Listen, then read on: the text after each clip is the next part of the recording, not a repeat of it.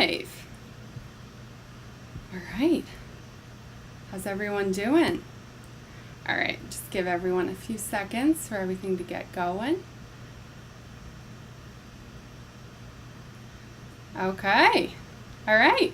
Well, hello and welcome everyone to our second live stream for the Empowerment Podium. For those returning, welcome back, and for those that are new here, welcome. I'm glad that you're joining us today. Here, we're working to build a community of empowered individuals through storytelling. So we hope that you'll come away from this a little bit more knowledgeable and empowered than before. For a little housekeeping, as today's storyteller is telling her story, I just want to welcome everyone to feel free to submit any questions that you have in the chat. We're going to be going through these during the Q&A to follow the story. All right, so then, without further ado, let me bring Hope up. There we go. So without further ado, I'd like to present today's speaker. Hope LeNoir is an expert career coach, an inspirational speaker, and an award-winning internationally read author. She's also the owner of Rise and Fly, LLC, whose purpose is to help professionals advance their career journey. She's an award-winning author of Workday Catalyst, a double Stevie Award winner, a blog contributor for Who's That Lady blog, and is also featured in London's DOZ, Does That Inspire You magazine. I also had the pleasure of listening to her speak earlier today about how to ask for a raise. So if that's something that interests you, you might want to ask that during the Q&A. So without further ado, I'm going to hand it over to Hope.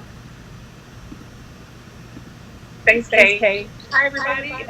Thank you for being here today. Kate, thank you for allowing me to join and tell my story about resilience.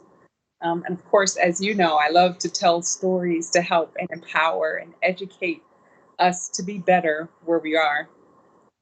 This particular story, my personal story about resilience, gives a new definition of resilience. So let me first say, I understand that good speeches start with a great story, and then there's some type of learning, and the speaker gives you the steps to success, just like they had. Here's my story of resilience. I'm going to share a story. I'm going to tell you about the impact that it made, not just on me, but people all around me. And then I'm going to challenge you. So get ready for the challenge. I'm going to go ahead and tell you that most of my stories are about careers, career mobility, career advancement. You see, I believe in putting the right people in the right places with the right set of diversified skills to make the business work better. So in this particular coaching session that I had over 10 years ago, I won't tell you exactly how many years, because then I'll give my age away. But over 10 years ago, I was coaching a professional, and we were talking about ways that he could be better in his role, how he could use better EQ skills to have a better client experience. He gave some of his own suggestions, and I gave him some suggestions. And we were coming up with a plan. Then he interrupted me and said, I like Black people. Okay, I said, but I'm still excited about coaching, so I continue the coaching conversation, and then he interrupts me again. You see, Miss Hope, my daughter, she married a Black man. That's great. And still, I continue the coaching session because we're almost done, and we have this fantastic plan where he's going to be very successful. And then he interrupts me a third time and says, you know, my wife and I, we keep their kids. The only thing is, when we give them a bath, we don't know when they're clean. Okay. We still finished the coaching session, and this professional went on about his way. And because I love career coaching, I'm still jazzed about that next coaching session. I'm planning and what I'm going to tell the next professional. And all of a sudden, one of my colleagues come to my desk and he slams his hands on my desk. Oh, what? I really giggled because we're cool like that. What is going on? And he said to me, "What just happened?" I don't know what just happened. It's still like giggle. Like, what are you talking about? And he said again, "What just happened?" Now I'm thinking, what did just happen? Did I miss a meeting with him? Did I say I was going to team up with him for some reports? Were we supposed to share tips on how to best coach? He asked me a third time, what just happened? That third time, I got it. And I said, oh, you mean the coaching session that I just had? And so I went through the story with him about the coaching session, just so he's clear on everything that happened. And I ended that session or that talk with him by saying, listen, I'm okay. I've heard worse. I've seen worse. Me, I am just fine. This colleague walked away from my desk. He wasn't happy, but what could he say given the response that I gave him? Again, I continued to prepare for my next coaching session. Remember, I'm just as jazzed and I'm just as excited. And then my phone rang on my desk.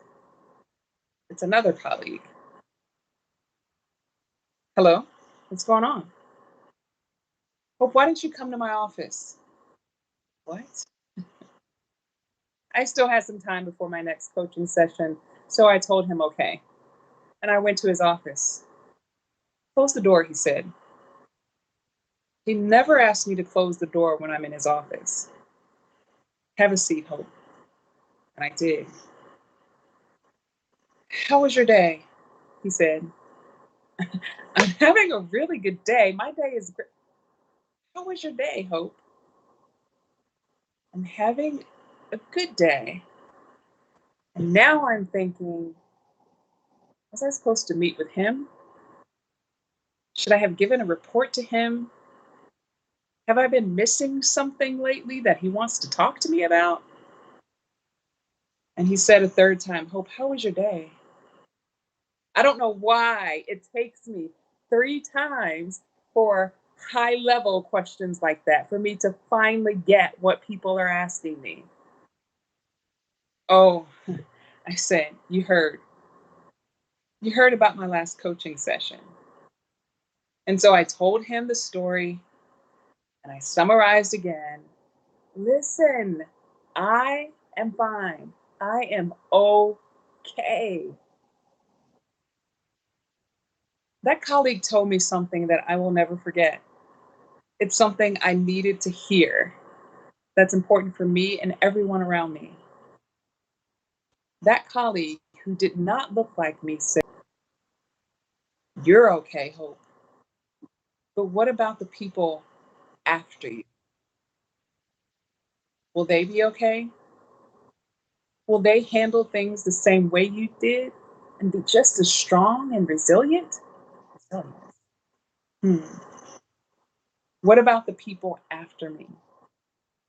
What if that's something that they wouldn't respond to or take or handle or feel the same way that I felt?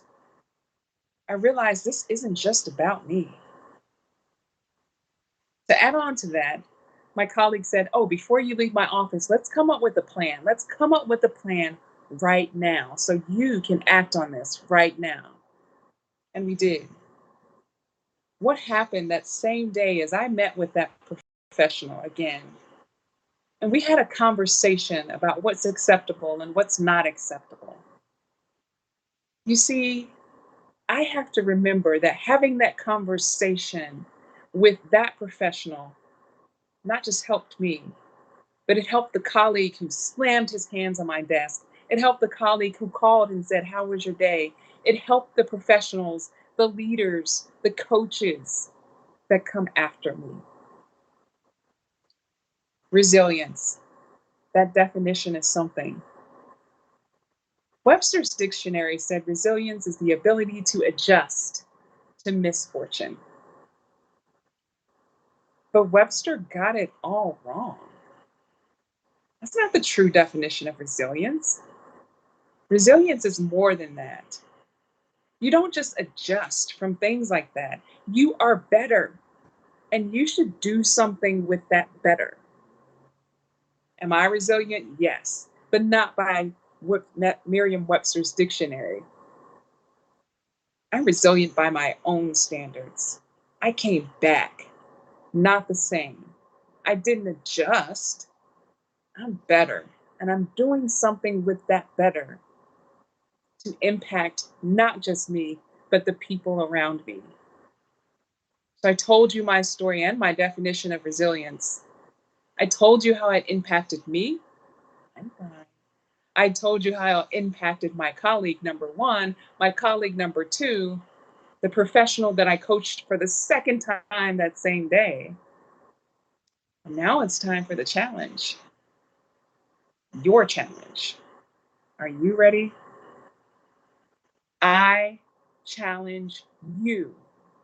When you come back, know that you are better and do something with that better.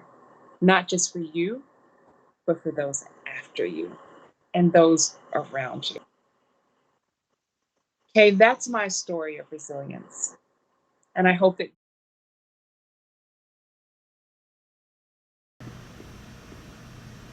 That was awesome, Hope. Thank you so much. That was truly such a great story. I mean, I truthfully absolutely loved your definition of resiliency, that it's just not about the ability to adjust to misfortune, but it's also the ability to be better and to have a positive impact. And I think that is truly a powerful definition and something that we can definitely all take forward with us. So now I want to just quickly move into the Q&A session with some questions that we've received. So if you're good to go, I think we'll just hop right on in. I'm ready. Good? All right. Awesome. So for the first question, throughout your career, how have you changed your approach to coaching empowerment? Yes. I've grown as a coach myself. So instead of when I first started, it was like, I'm just going to tell you how to be better, just tell you. Mm-hmm. But that's not really empowering my clients. It's let's think of this together and know that you're empowered to make different moves and ask for the things that you want, you deserve, the things you need, and to learn. Mm-hmm. Gives you even greater empowerment. So it's more of a conversation, which is a true coach, having that conversation, that thinking partner where you're building together. Because you're already empowered, just need the opportunity to use what you have. Mm-hmm. All right, awesome. Thank you for that. And I'm doing my best to make this short because I can talk forever, Pace. Or I'm just, you probably know some like, okay, so quiet cut now. you off, yeah. All right, well, we'll hop right into that second question then. So you described, obviously, a very awkward and difficult conversation that you experienced at your workplace. So do you have any advice for how to handle those really difficult conversations in a constructive and educational manner? Yeah. Learn a lot. Mm-hmm. One. The second is EQ skills. Yeah. Right? So emotional intelligence. Mm-hmm. That's important because you're able to identify how people will respond to things you say or how to say things in a way that you get a response that's appropriate for the situation. Mm-hmm. So learning about EQ skills is important. Also understanding, which is part of EQ, your environment that you're in. Mm-hmm. Like, what's the best approach? Do I need someone to come in, which is the case in most instances, to support me, to support you? Mm-hmm. Someone to be a listening ear or someone to be able to be the go-between, the person that can say, okay, we've stayed on that topic, maybe we should look for a response, or this is how we should move about. But understanding the person that you're talking to, and being okay with having support from someone else to come and be a part of that conversation. Awesome. Yeah. No, that's great advice. I think they're really important conversations to have for sure. So thank you for sharing. All right, this is the last one, and then we'll let you off the hook. So in your work, I know that you've discussed the why. So what is the why, and what's yours, and how do you suggest that others go about defining what their why is? Yeah. So a couple of questions there. Seems like so the why is, I'm a believer that if we have the right people, I was going to say person, but the right person too, the right people in the right place, with the right set of skills. We have all these diversified skill sets from different people, but they're right. The business and the people there are going to be successful. And that's important, understanding what their professional purpose is and putting them in the right place for that. My why is that what I do is my professional purpose. Some of what, or all of what I talk about in my first book, K, is finding what your purpose is. And that's what why is about. Why am I here? What's the bigger picture or the higher level or reason for my existence? I talk about how it's important to find what your professional purpose is, but also what your spiritual purpose is. The really neat thing is that they're not totally different. And that's where we get lost. Yeah. Because we find ourselves, for example, working in a career that may pay 7, 8 figures, but we're not happy, and we don't know why. That's because we're not operating in our purpose. And yes, we can do that in a professional environment. We can operate in our spiritual and professional purpose. For me, I know what my spiritual purpose is. I know what my professional purpose is. They both align, and that's where I find great fulfillment. My why is to help people identify their career purpose and build that career purpose. Okay. Whether that's spiritual or whether that's something professional like individualization or strategic, those type of things. That's my why. That's what my higher purpose is here. All right. Awesome. And I'm gonna stop. Keep the questions coming, everyone. Keep them coming. Give it a couple seconds, see if anything pops in. But otherwise, that's been honestly super informative. I think obviously, like, you are such a hugely powerful speaker, and I just want to thank you so much, Hope, for joining us and sharing your story. I think truly you spoke so very eloquently, and I know I'm coming away feeling a bit more empowered than I ever did before. So thank you so much for your time, and I just want to give a round of applause to you on behalf of everyone. Thank you, Kay, for having me. I enjoyed it. I'm glad I was able to share. And thank you, everyone who joined. Awesome. Thank you, Hope, so much, and we'll see you soon. All right. And before everyone goes, I just want to give a few shout outs. So if you want to share your story just like Hope, please let me know. Email us at theempowermentpodium@gmail.com or message us on our socials. We have an Instagram and a Facebook, both of which you can find by searching at Empowerment Podium. So please give us a follow there to stay up to date on when we'll be going live next.